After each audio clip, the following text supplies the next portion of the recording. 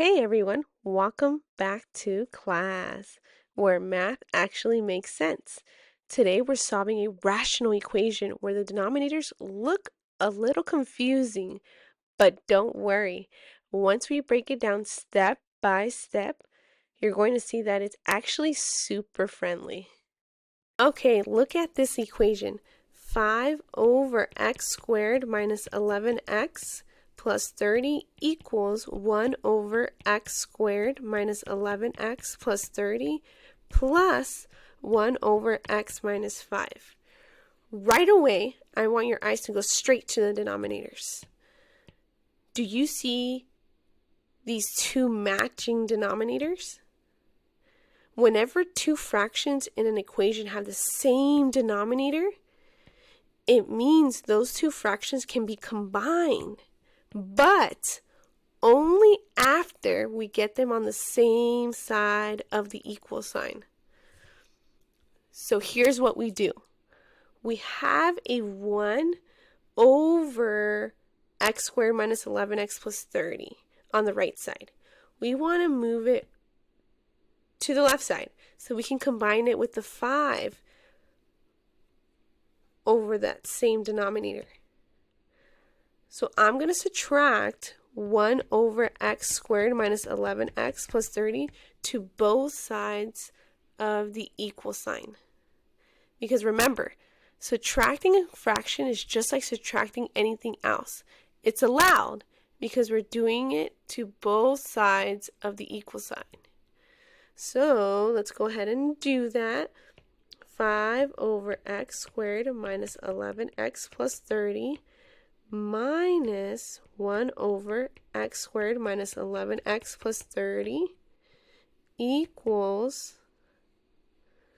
1 over x squared minus 11x plus 30 minus 1 over x squared minus 11x plus 30 plus 1 over x minus 5 divided by x squared minus 11x plus 30 is just going to give you 0, right? So let's just go ahead and not write that at all in the equation because it just gives you 0. So 1 over x minus 5.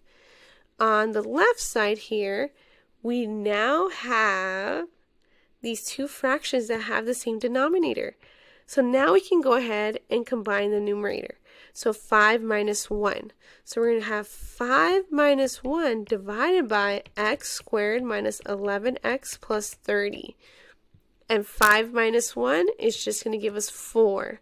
So we have 4 over x squared minus 11x plus 30 equals 1 over x minus 5. From here, we're going to want to go ahead and get rid of the denominator so it's easier to solve for x. So to do that, we're going to go ahead and multiply both sides by x minus 5. So when we do that, we're left with 1 on the right side and 4x minus 20 over x squared minus 11x plus 30. And how we got 4x minus 20 is we took the 4, we multiplied it, or distribute to x and negative 5. So 4 times x is 4x. 4 times 5, negative 5, is negative 20. We're going to do the same thing with x squared minus 11x plus 30. We're going to multiply both sides by x squared minus 11x plus 30 to both sides of the equation. And we are left with 4x minus 20 equals x squared minus 11x plus 30. All right. And how we got x squared minus 11x plus 30 on the right side is 1 times x squared minus 11x plus 30 is x squared minus 11x plus 30. Now we're going to go ahead and set the equation equal to 0. So we're going to go ahead and add 20 to both sides. And we get 4x equals x squared minus 11x plus 50. because 30 plus 20 is 50. We're going to go ahead and subtract 4x to both sides. And we get 0 equals x squared minus 15x plus 50. When you combine these two, negative 11x minus 4x is negative 15x. Now that we have the equation equal to 0, we're going to factor using the x method. So a, c, and then b. We're going to multiply a times c and then have b here. So remember, ax squared plus bx plus c. So this is c, this is b, and then you have a here. So a is 1, c is 50. So 1 times 50 is just 50. And then my b is negative 15. So what two numbers can I multiply that would give me 50, but when I add those two numbers, it gives me negative 15. And that's going to be negative 10 and negative 5. So I'm going to take these terms and replace it with my middle term here. So we have 0 equals x squared minus 10x minus 5x plus 50.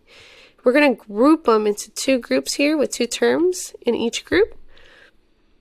And we're going to factor. So in the first group, you can go ahead and factor out an x. They both have an x in common that you can go ahead and divide. So we're going to factor out an x, and we're left with x minus 10. X times x is x squared. X times negative 10 is negative 10x.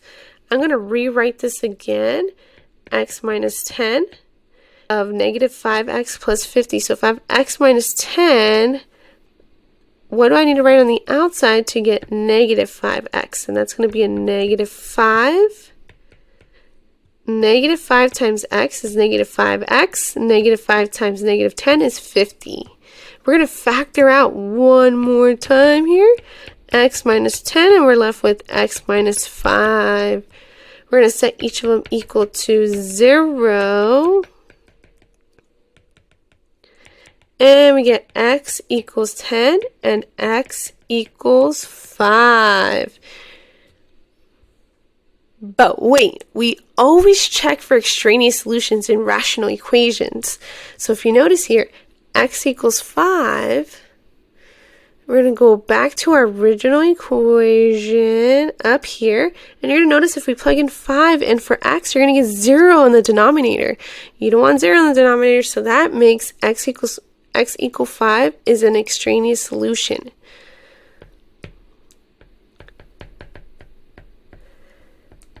Extraneous solution. So our solution for this equation is actually just going to be x equals 10 for our final answer. And that's it. The key idea for solving equations like this is get the fraction with the same denominator on the same side of the equal sign so you can combine them. Then factor, clear the denominators, and solve like normal. Thanks for watching. If you want more step-by-step Algebra 2 videos, make sure to like and subscribe. See you in the next lesson.